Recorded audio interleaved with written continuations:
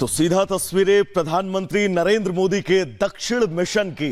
प्रधानमंत्री इस वक्त केरल में मौजूद हैं और रोड शो में उमड़ी भीड़ को देखकर आप प्रधानमंत्री की लोकप्रियता का दक्षिण में बहुत साफ स्पष्ट अंदाजा लगा सकते हैं। जिस शक्ति के बारे में प्रधानमंत्री मंचों से जिक्र करते नजर आ रहे हैं, जिस शक्ति को लेकर प्रधानमंत्री ये कहते नजर आ रहे हैं कि शक्ति उनके साथ है और वो शक्ति के साथ शक्ति के लिए लड़ते रहेंगे। और प्रधानमंत्री नरेंद्र मोदी का केरल के पलक्कड़ की सरजमी पर यह शक्ति प्रदर्शन ये दर्शाने, बताने, जताने के लिए काफी है कि जिस शक्ति प्रदर्शन का हम जिक्र कर रहे हैं, जिस शक्ति के साथ होने का प्रधानमंत्री मंचों से जिक्र कर रहे हैं, वो शक्ति प्रदर्शन के जरिए आप समझ सकते हैं। बिल्कुल, तस्वीरें आप देख रहे हैं और यहाँ पर देखिए केरल में प्रधानमंत्री नरेंद्र मोदी की मौजूदगी इस समय, और यहाँ पर रोड शो चल रहा है। ये लंबा रोड शो आप देखिए आसपास किस कदर हुजूम उमड़ा हुआ है। हाथ हिलाकर प्रधानमंत्री नरेंद्र मोदी का अभिवादन स्वीकार कर रहे हैं, मोदी मोदी के नारे लग रहे हैं और ये दक्षिण में मोदी के नारों की गूंज आप सुन पा रहे हैं, जो सीधा तौर पर संकेत है कि अब दक्षिण की फिजा भी कुछ और कह रही है, किसी और दिशा में चल रही है। यहाँ पर देखिए फूलों की वर्षा लगातार हो रही है। महिलाएं हों, यहाँ पर पुरुष हो, बच्चे हो, युवा हो, बुजुर्ग हो, हर वर्ग में जबरदस्त उत्साह दिख रहा है। हर्षोल्लास की तस्वीर कि पीएम मोदी को दोनों हाथ हिलाकर दोनों तरफ से लोगों का अभिवादन स्वीकार करना पड़ रहा है। और यहाँ पर देखिए लोगों का प्यार, कितनी मुस्कुराहट चेहरे पर है और ये मुस्कुराहट, ये मुस्कान बता रही है कि जो लंबा इंतजार वो कर रहे थे, एक झलक पाने के लिए बेताब थे, वो इंतजार यहाँ पर पूरा हुआ। और दक्षिण से मोदी का मिशन 400 पार का जो हुंकार मोदी ने भरी है, वो ये हुजूम बता रहा है कि इसको पूरा होने में अब देर नहीं लगेगी, बहुत नजदीक है इसके मुद्दे। और बड़ी बात यही है, केरल का ये दौरा बड़ा खास है क्योंकि केरल की राजनीतिक फिजा बहुत कुछ कहती है, समीकरण अलग अलग हैं और बीजेपी अभी तक वहां पर बहुत मुश्किल में रही है, लेकिन इस बार उसका ग्राफ बढ़े, इसी उम्मीद के साथ प्रधानमंत्री नरेंद्र मोदी और बीजेपी के कार्यकर्ता वहां पर जुटे हुए हैं। और अभी ये केरल के पलक्कड़ की तस्वीर देख रहे हैं। दर्शकों को यह भी जानकारी दे दें, ये केरल के मध्य में आता है, मध्य केरल, क्योंकि केरल को 3 भागों में बांटा गया है। लेकिन विशेष तौर पर इस इलाके की बात करें, यहां पर मुस्लिम आबादी भी बड़ी संख्या में है और मध्य केरल में भी कुछ ऐसे इलाके हैं जहां मुस्लिम आबादी की संख्या ज्यादा है, लेकिन इतनी संख्या में लोगों का आना ये दर्शा रहा है, ये बता रहा है कि बीजेपी यहां पर अपने आप को मजबूत करने की कोशिश कर रही है।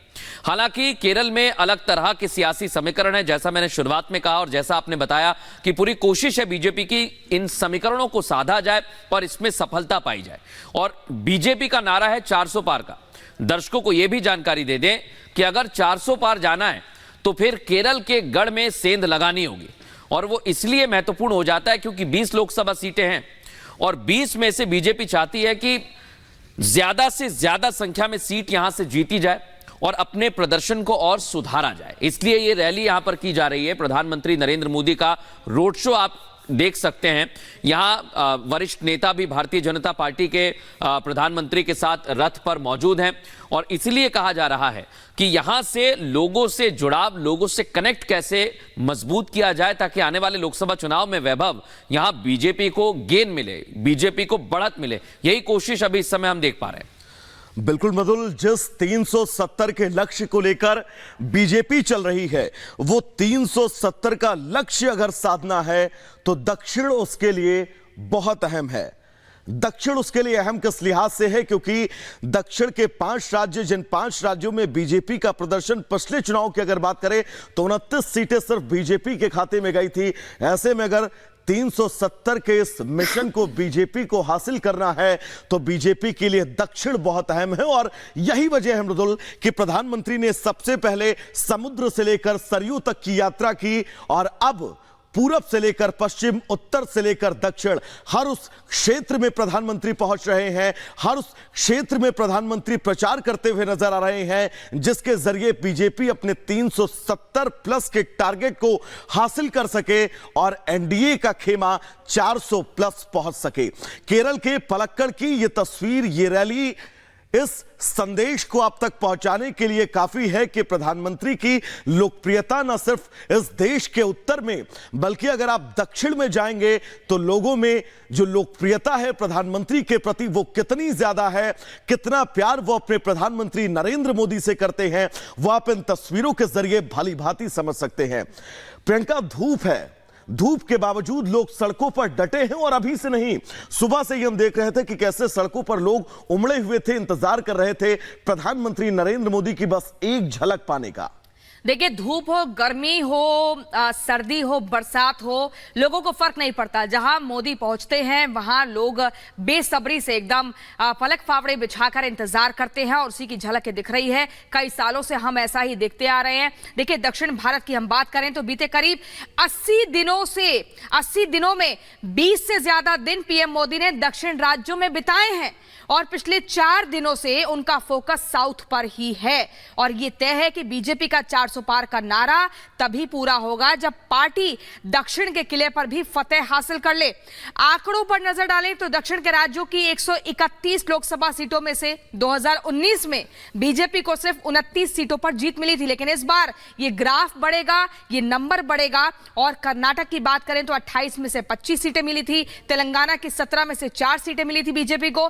पार्टी को आंध्र प्रदेश, तमिलनाडु और केरल में एक भी सीट पर जीत नसीब नहीं हुई थी, लेकिन इस बार सब कुछ बदलने वाला है। ये इसलिए क्योंकि लोगों का जो हुजूम यहां पर उमड़ा है, जो जनसैलाब यहां पर उमड़ा है, ये बता रहा है कि बदलाव के लिए तैयार है दक्षिण में और मोदी का स्वागत कर रहे हैं। आप देखिए किस तरीके से, आप जहां पर भी निगाह घुमाइए वहां पर आपको भीड़ दिखेगी, लोगों के हाथ हिलते हुए दिखेंगे, चेहरे पर मुस्कान दिखेगी, मोदी मोदी के नारों की गूंज देखने और सुनने को मिलेगी। मृदुल, और ये नारे और ये गूंज वोट में कितनी तब्दील होती है इसी पर नजर बनी हुई है, क्योंकि बीजेपी के लिए ये कभी भी आसान नहीं रहा है और इसलिए प्रधानमंत्री नरेंद्र मोदी खुद मैदान में है। अब देखिए, समीकरण हम आपको दिखा रहे हैं, नीचे देख लीजिए। कांग्रेस पार्टी यहां 15 सीटों पर आई, AIUML यानी मुस्लिम लीग यहां पर IUML मुस्लिम लीग यहां पर 2 सीटों पर रही और लेफ्ट का भी यहां पर जनाधार रहा है। लेकिन सबसे बड़ी और अहम बात यही है कि जनाधार को अब कैसे देखा जाए, क्योंकि कांग्रेस पार्टी लगातार हर इलाके से कमजोर हो रही है, यहां पर लेफ्ट अपने प्रभुत्व को बढ़ा रहा है, लेकिन बीजेपी इसी में सेंध लगाने की कोशिश में है कि अगर कहीं समीकरण बनेंगे तो इसका फायदा बीजेपी को मिल सकता है। और बीजेपी चाहती है कि यहां से एक एंट्री यानी प्रवेश द्वार की तरह दक्षिण में और केरल में, ताकि आने वाले विधानसभा चुनावों में भी इसका फायदा मिले। तो लोकसभा में जरूर बीजेपी अपना प्रदर्शन बहुत अच्छा करना चाहती है, इसलिए ये पुरजोर कोशिश की जा रही है। हालांकि इतनी बड़ी संख्या में लोगों का आना और रोड शो काफी लंबा भी है, यह भी हमें देखना होगा। और इस इलाके में जहां पर मुस्लिम आबादी हालांकि बड़ी संख्या में है, लेकिन बीजेपी अब पुरजोर कोशिश में जुट गई है सीट जीतने के लिए।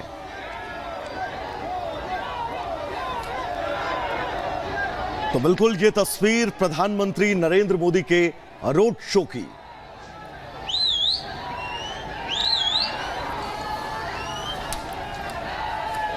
तो केरल में प्रधानमंत्री नरेंद्र मोदी इस वक्त मौजूद हैं और जैसा कि मृदुल जिक्र कर रहे थे, दक्षिण के द्वार प्रधानमंत्री केरल के जरिए खोलने की कोशिश कर रहे हैं। और अगर पिछले आंकड़े भी कहते हैं, प्रधानमंत्री जहां भी गए हैं चुनाव प्रचार के लिए, सिर्फ वो सीट नहीं, आसपास की सीटों पर भी प्रधानमंत्री के कार्यक्रम ने प्रभाव डाला है।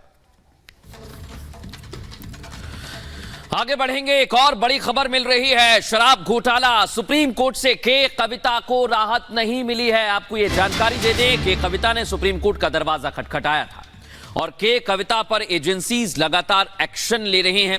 के कविता को अब सुप्रीम कोर्ट से भी राहत नहीं मिली है। यह पूरा मसला जुड़ा हुआ है दिल्ली में शराब घोटाले से जुड़ा हुआ।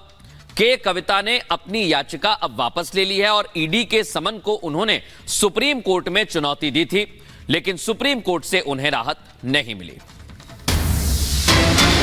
और इसी बीच अगली बड़ी खबर आपको बता दें, पतंजलि केस में सुप्रीम कोर्ट का आदेश, एमडी अगली सुनवाई में पेश हो, यह कहा गया है। बाबा रामदेव को सुप्रीम कोर्ट का नोटिस जारी, क्यों ना अवमानना का केस चलाया जाए, ये कहा गया। केंद्र 2 हफ्ते में जवाब दाखिल करे, सुप्रीम कोर्ट की तरफ से कहा गया है। बालकृष्ण अगली सुनवाई में पेश हो और ये सख्त लहजे में फटकार लगाते हुए बाबा रामदेव को सुप्रीम कोर्ट का नोटिस जारी हुआ। बड़ी खबर आपको बता रहे हैं और यहां पर इन तमाम महत्वपूर्ण बिंदुओं पर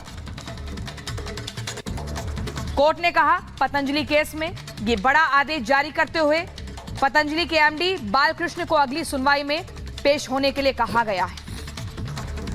तो ये बड़ी खबर आपको बता रहे हैं इस वक्त की बड़ी खबर। देखिए, पतंजलि के प्रोडक्ट्स को लेकर ये केस किया गया था, याचिका दायर की गई थी, लेकिन वहीं उस सुनवाई में 2 हफ्ते में जवाब दाखिल करे केंद्र की तरफ से कहा गया है। दूसरा, अगली सुनवाई में बालकृष्ण को भी पेश होना होगा। पतंजलि केस में सुप्रीम कोर्ट का ये बड़ा आदेश आपको बता रहे हैं, बड़ी खबर। बालकृष्ण अगली सुनवाई में पेश हो, ये फटकार लगाते हुए कहा, और साथ ही केंद्र को भी जवाब देना होगा। बाबा रामदेव को सुप्रीम कोर्ट का ये नोटिस, क्यों ना अवमानना का केस चलाया जाए, ये भी देखिए मुख्य तौर पर यहां पर ध्यान देने वाली बात है। अवमानना का केस चलाया जाए, इसको लेकर भी सुप्रीम कोर्ट ने जिक्र किया है। और अब अगली सुनवाई के लिए इस मामले को टाल दिया गया है। अगली सुनवाई का इंतजार करना होगा, लेकिन उसमें वकील की पेशी ही काफी नहीं होगी, बल्कि उसमें पतंजलि के एमडी को पेश होना होगा। बालकृष्ण की मौजूदगी जरूरी है, और साथ ही केंद्र की तरफ से भी कहा गया है कि आप जवाब दाखिल करिए।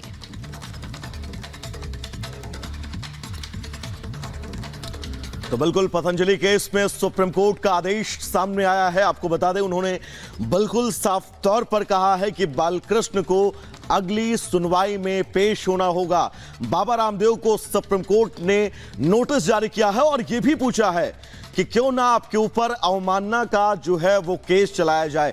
सीधा चलेंगे ग्राउंड जीरो पर। दीपेश इस वक्त हमारे साथ जुड़े हुए हैं। दीपेश, बड़ा झटका जरूर है सुप्रीम कोर्ट से, क्योंकि सुप्रीम कोर्ट ने साफ कह दिया है कि क्यों ना अवमानना का केस आपके ऊपर चलाया जाए। और क्या कुछ कहा गया है सुनवाई में, विस्तार से आप दर्शकों को बताइए। दीपेश। देखिए वैभव, ये पूरा विज्ञापन से जुड़ा हुआ मामला है और विज्ञापन के जरिए ये दावा किया जा रहा था कि उनकी दवाइयां जो है वो सबसे पुख्ता है, इलाज उनसे बेहतर होता है। इस मसले को लेकर आईएमए की तरफ से एक याचिका दाखिल की गई थी और उसमें जब पिछली सुनवाई के दौरान कोर्ट ने फटकार लगाई थी और ये दावा किया गया था कि अब हम इस तरह से विज्ञापन को लेकर किसी तरह की कोई मीडिया में बातचीत नहीं करेंगे, किसी तरह की कोई प्रेस कॉन्फ्रेंस नहीं होगी और अपनी बातों को स्पष्ट तौर पर